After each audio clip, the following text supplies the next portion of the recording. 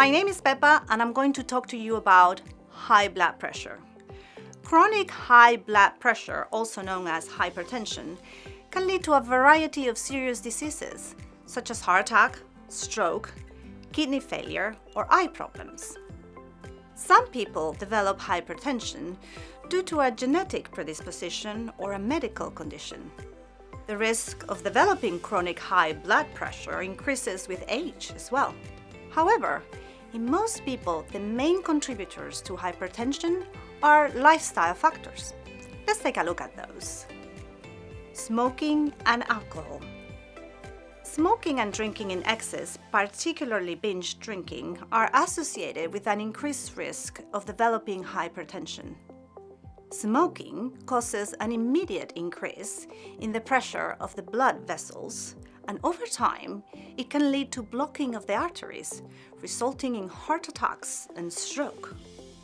Contrary to popular belief, the benefits of some alcohol drinking for heart health applies only to women over the age of 55, and they must limit their intake to 5 units of alcohol per week, which is about 2 standard glasses of wine. Even then, the benefit to heart health might be overshadowed by the potential damage to other organs. Let's look at being overweight. Carrying excess weight, particularly around the middle, has a strong link with developing hypertension.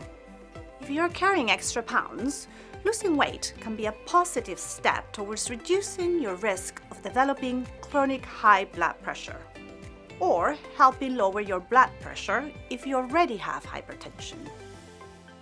Being active. Being physically active and exercising is another way to help reduce blood pressure. It has a direct impact on it, but it can also help us lose weight, feel more relaxed, and sleep better. And all these effects will also benefit your cardiovascular health. Let's look at eating. What you eat also contributes to your risk for developing hypertension. In particular, how much sodium or salt you eat. The recommended amount of salt per day for adults is 6 grams, which is about a level teaspoon. In the UK, it is estimated that adults consume about 8 grams of salt per day, which is well above the recommended amount. Surprisingly, most of the salt we eat doesn't come from seasoning the meals we cook at home or adding table salt to the food on your plate. About 3/4 of the salt we eat has been added to our food before we buy it.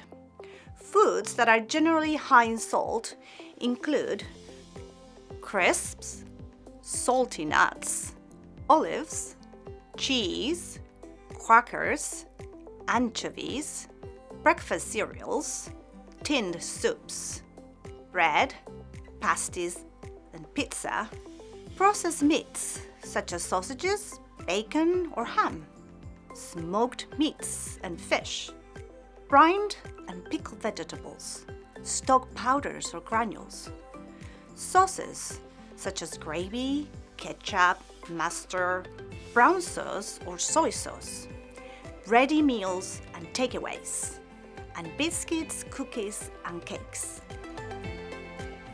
Many food manufacturers display a voluntary traffic light label on the front of the pack that includes information about the salt content. Foods that contain less than 0.3 grams of salt per 100 grams are low in salt and are colored green. Above this amount, but below 1.5 grams of salt, they are colored amber. And if they contain more than 1.5 grams, they are colored red. If you're trying to reduce the amount of salt in your diet, pay attention to this information when you shop. And try to choose foods that are green over amber or red. And if you eat foods that are amber or red, try to eat a smaller portion. In addition to checking food labels, other tips that can help you reduce the amount of salt in your diet include reducing the amount of processed foods you eat, replacing salt with other options to flavor your food, like pepper, herbs, spices, garlic, or lemon juice. And eating more vegetables. Diets that include plenty of vegetables have been associated with better outcomes for blood pressure and lower risk of heart disease.